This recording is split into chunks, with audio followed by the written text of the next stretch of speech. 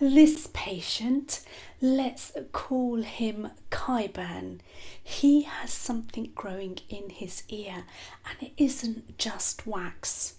The moment I look inside, I know this is going to be difficult.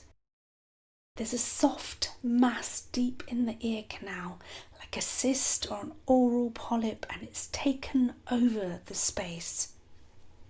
It's wrapped in wax, tangled in hair, and completely blocking the ear, causing intense whistling in his hearing aid. And removing this is not going to be straightforward.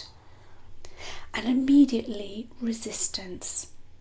The wax isn't just sitting there, it's tangled in what looks like a nest of hairs wrapped around the growth. Suction won't properly grip it. This is going to be difficult, but I keep going. There, slight movement, out it comes, straight into the tube, except for a couple of stubborn hairs holding it back. Back in, I angle the Zollner tip behind the mass very, very carefully. Slightly further back, and now it grips.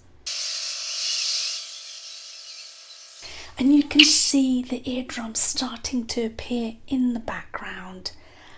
The problem now is I can't clearly see what's behind this mass. Quick lens clean here. I need full visibility for this next part. Back in, targeting the exact point where this is anchored to the ear canal skin. And this is where it gets difficult. It does not want to move.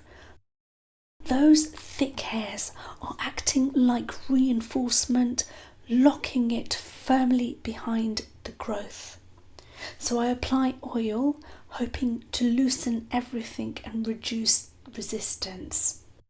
Extremely tight space. The slim tip goes in carefully, and finally it connects. One wrong move and I'll hit the canal or the growth itself. Nope.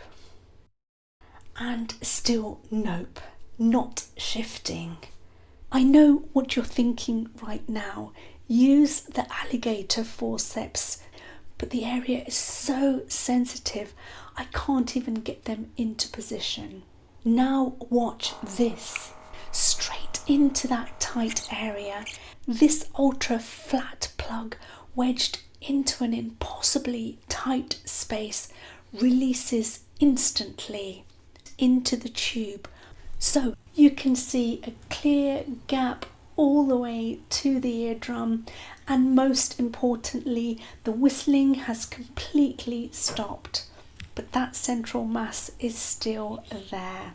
It needs an ENT referral, and I will see you in the next one.